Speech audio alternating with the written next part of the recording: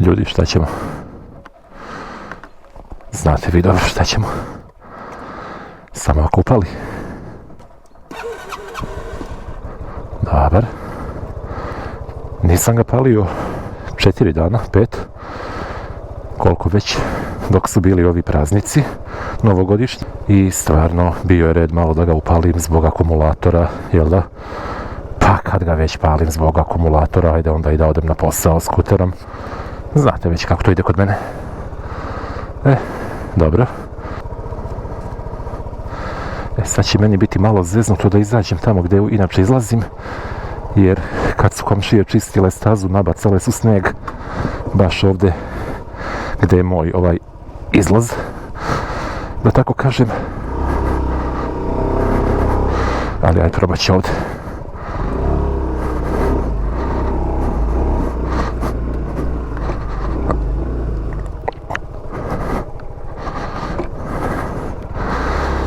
Sad, prva vožnja po snegu sa Simom. Nemam pojma kako će se ponaša. Ima ovu kontrolu proklizavanja koja može da bude dobra stvar, a može i da se dogodi da je isključim veoma brzo ukoliko mi bude pravila probleme. Hajde da vidimo kako ćemo prođemo ovdje. Lepo. Jer evo sad recimo nisam mogao da prođem kroz sneg. Čim počne da proklizava, on krene da mu oduzima snagu i neće da izađe, morao sam nogama da ga guram kroz sneg. Ajmo sad lagano preko pešačkog.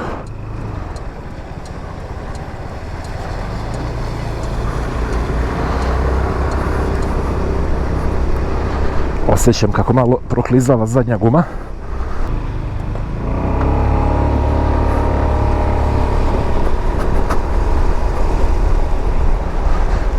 Ovako, prvo da se nešto dogovorimo. Ja nisam profesionalac.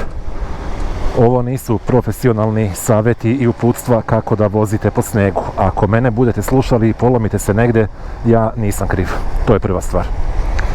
Druga stvar, ako me pitate za savjet kako voziti po snegu i po ovakvom vremenu, moj odgovor je jednostavno nemojte. Znači, ako niste sigurni, ako ne znate, ako niste sigurni u svoje veštine, u svoj skuter ili motor, u svoje gume, nemojte da vozite po ovakvom vremenu, sačekajte 5, 6, 7 dana da se ovo otopi, da ulice ponovo budu samo mokre, a ne i pokrivene snegom. Nemojte se zezati i nemojte se igrati svojom glavom i svojim životom. To je moj zvaničan savjet svima vama koji imate trunku sumnje i trunku nedoumice da li voziti i kako voziti. Ok, sad kad smo to raščistili, sve što budem rekao u ovom videu je čisto moje razmišljanje, sad spontano, improvizovano, u ovom trenutku nemam scenariju, nemam ništa, pričam iz glave. Ono što sam prvo primetio kada sam krenuo je da mi malo proklizava zadnji točak i da mi se povremeno pali kontrola proklizavanja. Znači, kontrola proklizavanja očigledno radi svoj posao. Kako ga radi, da li ga radi dovoljno dobro, vidjet ćemo. Kada sam zakočio malo pre, evo i sad, sa laganim kočenjem nema problema kada lagano pritisnem kočnicu.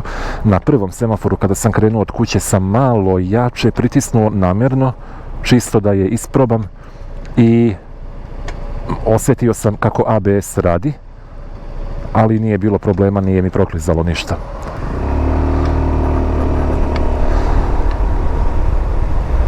Danas nije toliko strašno, putevi su očišćeni, više manje. Moja ulica baš i nije, ali ajde, svi ovi iole značajniji putevi su, ajde da kažemo, čisti. Pada nešto sitno, ne znam da li je sneg ili kiša, temperatura je -1, znači onako uslovi su na granici čak i za mene da ostanem kod kuće ili da idem nekim drugim prevoznim sredstvom. Jutro sam inače odveo dete u vrtić peške, namjerno, jer sam htio da peške prođem ulicom i da pod nogama osjetim kako izgleda asfalt, kakvi su uslovi, koliko ima snega, da li ima leda. To u kolima ne bih mogao recimo da procenim baš toliko dobro i onda jednostavno sam htio da prošetam malo, da ispitam kakvo je stanje i da odlučim da li idem skuterom ili ne. I evo, kao što vidite, odluka je doneta. Kako će da bude popodne kad se budem vraćao sa posla, pojma nemam, vidjet ćemo. Čeka me još i neka kupovina, tako da ću biti malo i natovaren. Vidjet ćemo. Šta je bitno kod vožnje? Opet kažem, ovo nije profesionalni savjet, ovo je čisto moje razmišljanje kako ja vozim, kako ja želim da vozim i zbog čega tako vozim. Nema zaletanja, držim malo veće odstojanje od ovog ispred mene, izbjegavam ove srednje delove trake koji su ipak malo pokriveni nekim snegom, nekim slojem snega. Držim se više leve ili desne strane, tamo gdje prolaze i točkovi automobila i gdje je onako očišćeno i utabano. Počinjem da kočim ranije nego inače i blaže pritiskam kočnicu nego inače. Iako imam ABS, malo se ja trudim da ga simuliram ABS tako što pritiskam i puštam kočnicu blago. I jednostavno cilj u vožnji, ne samo ovoj, nego u bilo kojoj vožnji mi je da mi se ABS ne aktivira. Znači da ja vozim tako da ABS nema potrebu da interveniše. Kažem, imao sam to jedno naglo kočenje, namjerno sam naglo kočio da isprobam ABS, da vidim kako se ponaša u ovim realnim uslovima. Ovo je prvi put da mogu da ga testiram na ovakvom putu. I kažem, odradio je svoj posao kako treba, ali ne želim da mi se aktivira ukoliko to ne bude zaista krajnje neophodno i ukoliko mi zaista ne bude to bila jedina, ukoliko mi zaista to ne bude bio jedini način da sačuvam glavu. Znači, lagano, nema zaletanja, nema provlačenja, nema naglog kočenja, nema naginjanja u krivinama. Sad idem u ovu traku, koliko god to bilo ili ne bilo pametno, preko tramvajskih šina. Ovo je bio najrizičniji deo, njega sam se najviše plašio, a dalje ćemo lako.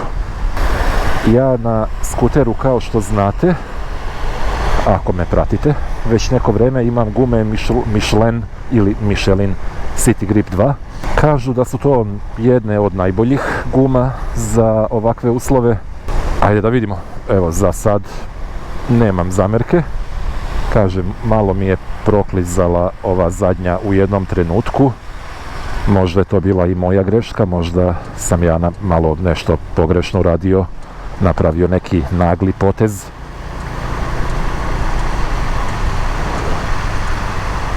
Ono što sad treba samo da ubedim sebe je to da apsolutno nije bitno ko je iza mene i da li se nervira zbog moje malo sporije vožnje. Jer danas sam ipak ja prioritet samom sebi, a ne ovi koji su iza mene. Nisam naprskao onaj sprej na vizir juče i sad počinje da magli baksuz. A ne mogu baš da vozim sa otvorenim vizirom preko mosta, zaledit će mi se faca.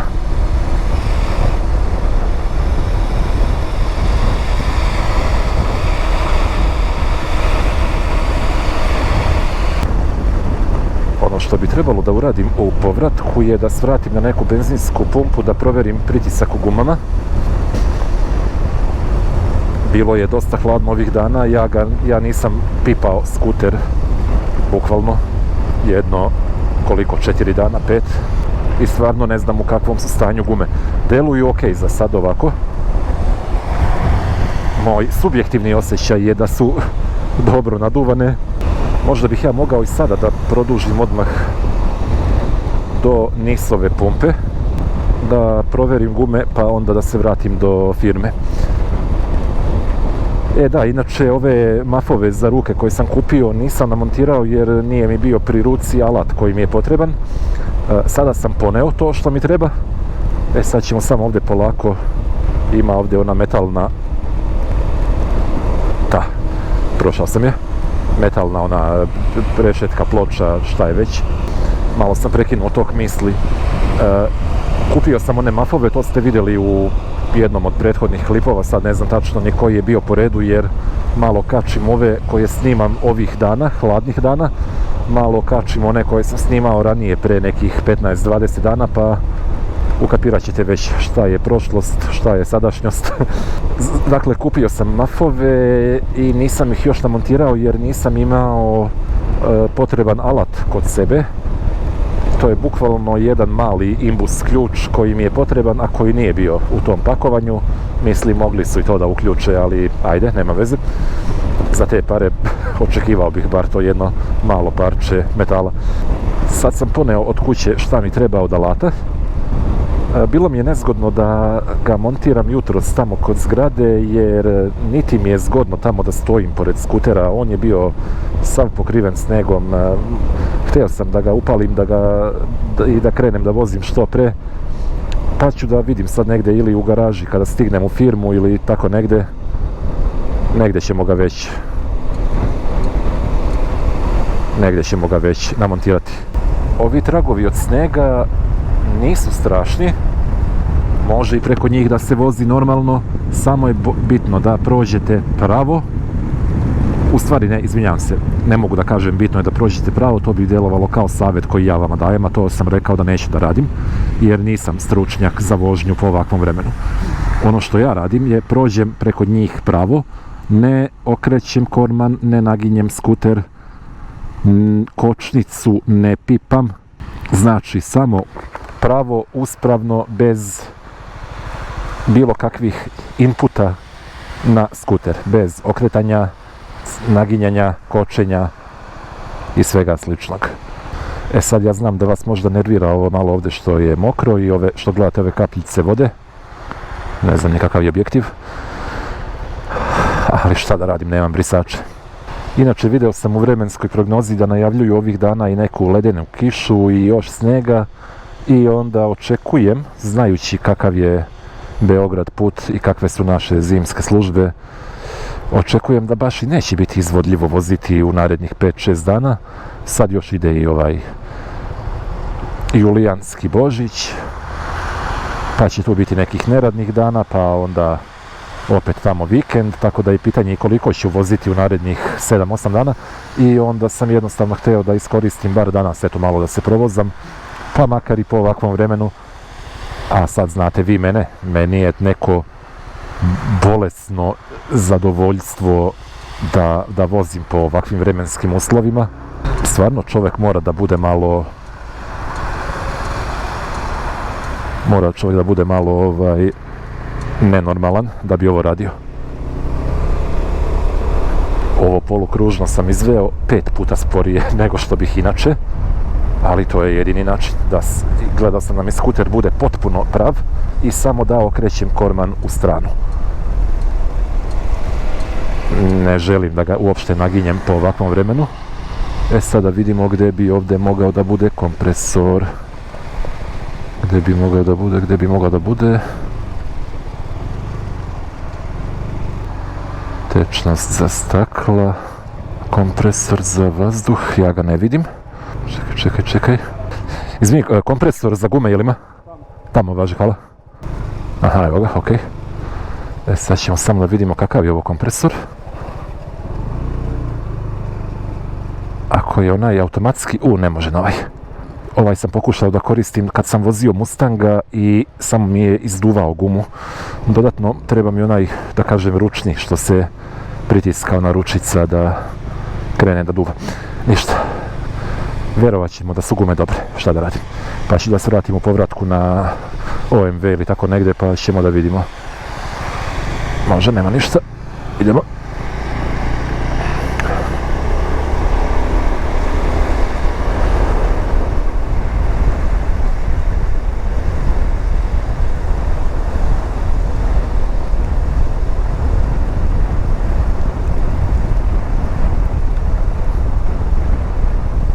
Znate da ovuda obično vozim 80-90, pogledajte sad. Nema zezanja. Mislim, ja znam da ovo nisu nikakvi strašni uslovi, pogotovo za nekoga ko ima normalan, da kažem, veliki motor, ko ima normalne gume baš za zimsku vožnju. Ako ništa drugo, znam bar jednog čovjeka sa YouTube-a koji ima Afriku Twin, koji vozi najnormalnije i po snegu. Ali ja nemam Hondu Afriku Twin, ja nemam takve gume kakve on ima i ajde da budemo iskreni, ovo nije vrijeme za vožnju ovakvog skutera.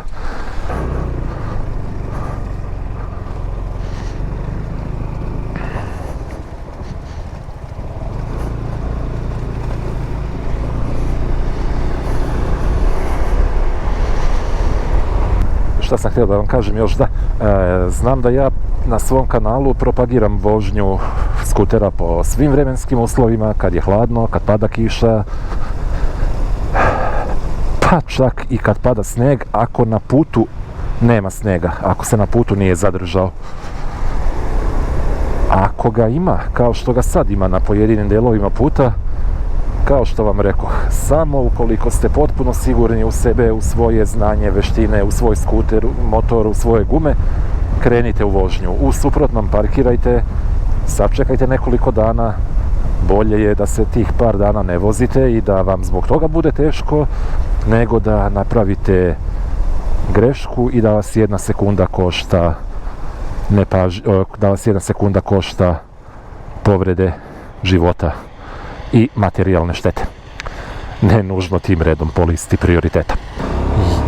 Ja nekako imam vere u svoje sposobnosti i u svoj skuter i svoje gume. Da li je to sa ili bez pokrića, ne znam, ali evo, ja stigoh više manje do posla. Vidjeli ste kako sam vozio, što se kaže kao baba. Jako oprezno, mnogo sporije nego inače, sa mnogo blažim pokretima, bez naginjanja, bez naglih. Evo, ovdje mi je proklizao, to sam očekivao jer sam prešao preko bele površine na pešačkom prelazu.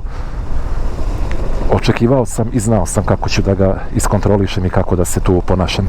I bio je jako, jako slab gas. Kažem, imam nekako vere u svoje sposobnosti i u svoj skuter. Možda je to i bez pokrića.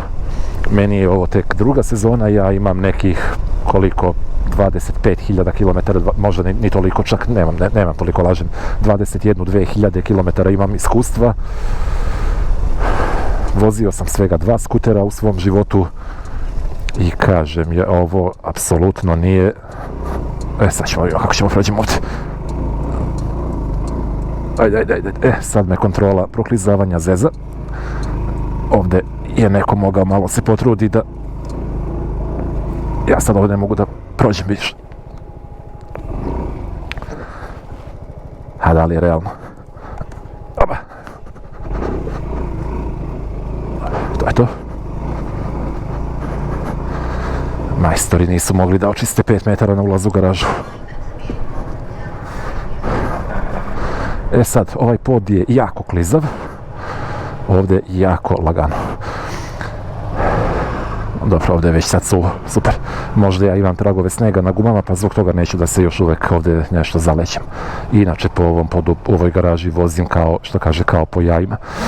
Kao što rekoh, meni je ovo tek druga sezona, 20 i nešto hiljada kilometara iskustva imam. Daleko od toga da sam ja iskusan vozač, daleko od toga da ja imam neke veštine, ali eto, kažem, malo samopouzdanja, malo dobre gume, malo ludilo u glavi i mnogo opreza, pažnje i mnogo volje da ograničim sebe i da vozim onako kako treba da se vozi po ovakvom vremenu, a ne onako kako vozim na 25 stepeni. Ovdje ima više motora nego kad je bilo leto. Vjerovatno su ih ljudi parkirali ovdje i garažirali i to je to. Sad imam problem, meni se klizaju ove cipele jer na njima imam snijega. Ne bi valjalo da mi sad noga prokliza i da tako padnem ovdje. Ljudi, to je to. Završili smo mi ovu vožnju. Montiram ja u jednom trenutku i ove mafove. Danas mi baš i nisu bili potrebni jer ovo je bila jako spora vožnja. I jednostavno nije mi se isplatilo da se zezam sa njima zbog toga. Ali namontirat ću ih, ja mislim, već danas. Ne obećavam ništa, ali potrudit će se. To je to. Vidimo se. Pozdravljam vas. Uživajte i pazite kako vozite, klizavo je. Ćao.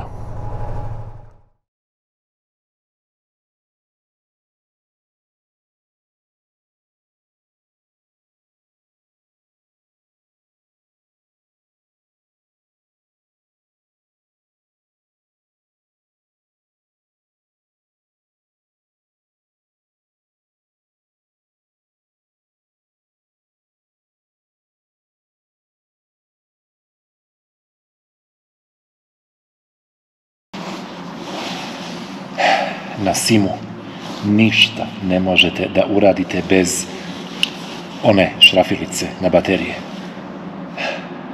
Jedan od koraka u montaži ovih mafova je da skinem tegove. Ja to ne mogu da uradim štracigerom. Proklizava, ne mogu. Strašno.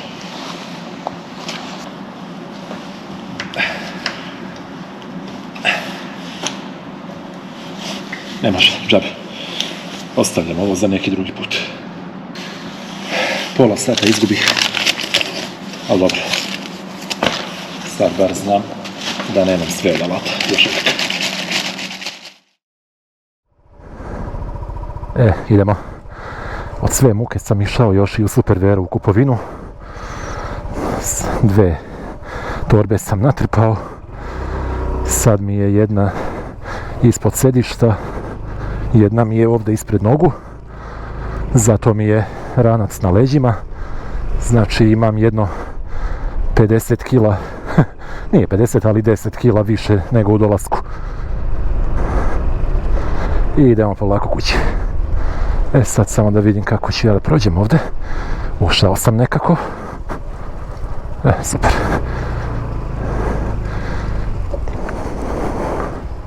Znači ista priča kao i u dolasku, samo lagano, bez naglih poteza, bez naglog kočenja, bez previše naginjanja. Pazi na pešačke prelaze, pazi na belu farbu na putu. Ajmo da vidimo ko će da prođe.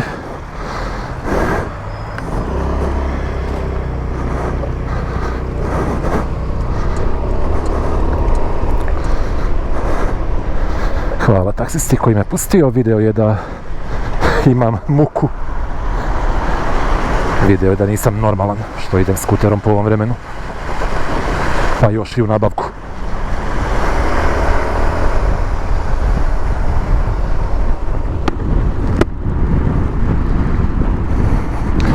Sad je na putu već ok. Vlažno je, ali ne bi trebalo da je mnogo klizavo.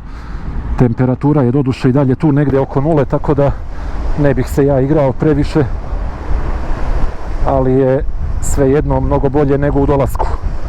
U dolasku je bilo mnogo više tragova snega na samom putu i bilo je mnogo zeznutije za vožnju. A sad je počela da pada i neka kiša, koliko ja vidim. Nadam se da neće preći u ledenu kišu, bar ne dok ja ne stignem kući. Najavili su ledenu kišu za danas, ja mislim, eventualno sutra, ali ajde, nadamo se da ćemo izdržati. Mogu bih malo ja u torbu da zatvorim nekako. Čekaj, dok stojim ovdje, ovo ne preporučujem da radite. Treba da držite kočnicu, da držite ruku na gasu, da gledate retrovizor, ali ajde, ne ide niko iza mene. Tako, bar malo da zaštitim od ove kiše. Joj, nije lako biti Volt dostavljač. Šalim se, ne mogu ni da zamislim kako je tim ljudima koji moraju da voze po ovakvom vremenu jer od toga žive. Skidam kapu. Idemo dalje.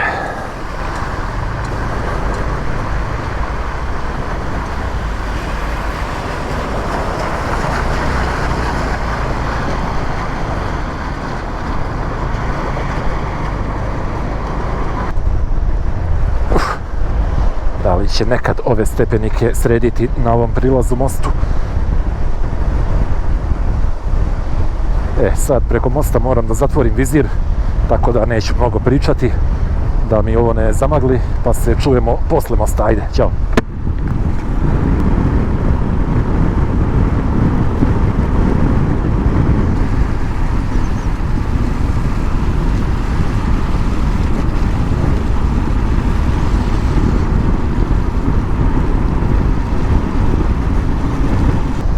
Ipak moram malo da otvorim vizir, čisto da progovorim koju reč i sa vama. Na kraju ispade lepo ovaj dan. Lepo sam se provozao, sad malo ovdje vozimo kroz jezero. Proširila se Ada Ciganlija koliko vidim. Znam da Ada znači ostrvo, a ne jezero, ajde ne morate me ispravljati odmah. Samo da ne budem u mrtvom uglu ovom sa puntom, jer će onda se prestrojava da bi obišao autobus koji se sad zaustavlja ovdje. U svakom trenutku vodimo računa o svemu što se dešava oko nas i vozimo u skladu sa tim. Jadni ovi ljudi koji idu autobusom. Umjesto lepo ovako kao ja. Sad ponovo malo zatvaram vizir, vozit ću malo brže, pa se čujemo opet u nekom trenutku.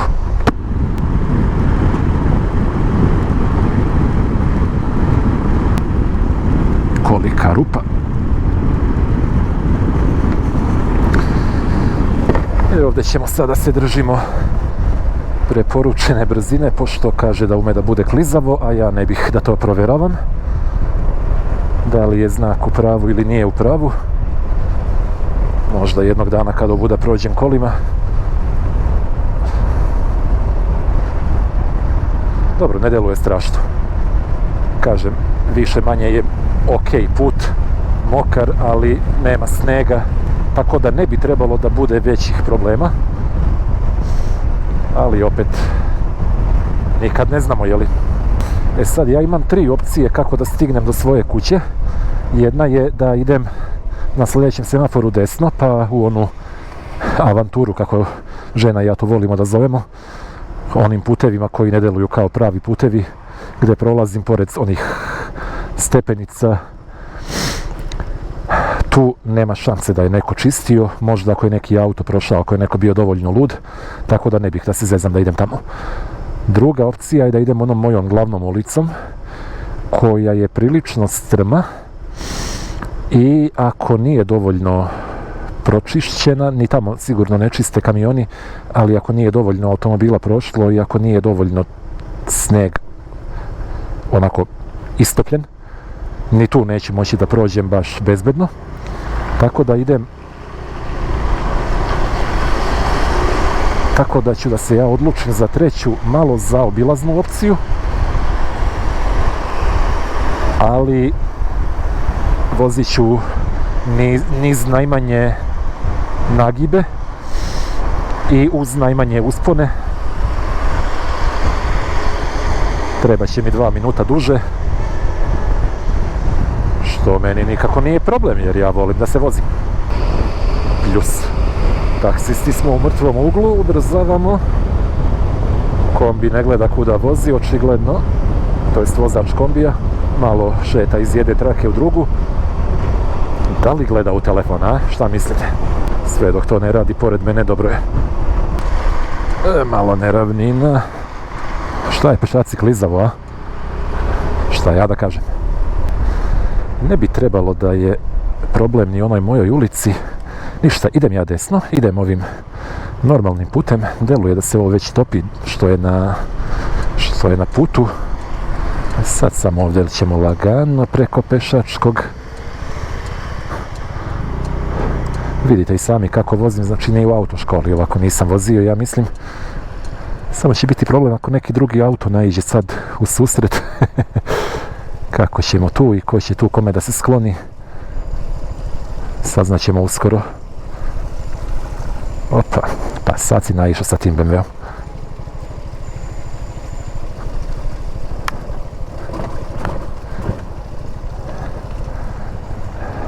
Hvala.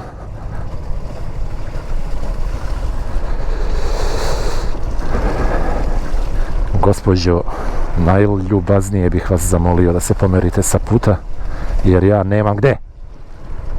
Ja kroz sneg ne mogu. Hvala. Ćemo malo da gledamo kuda idemo, a da ne gledamo u telefona.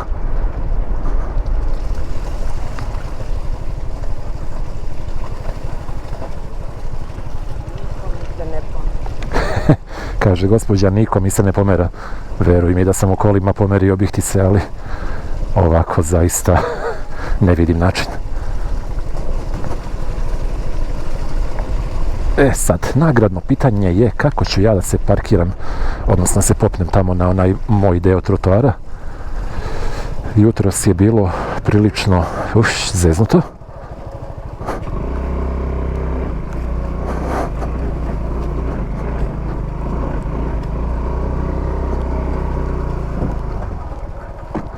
Sad ćemo pravimo ovako. Ne može ovako, ne može nam se ništa. Parkirat ćemo ga ovdje. Da iznesem ove torbe i ove stvari, pa ću onda da dođem da ga parkiram. To je to ljudi, vidimo se, pozdravljam vas, pazite kako vozite, klizavo je, ajde, ćao.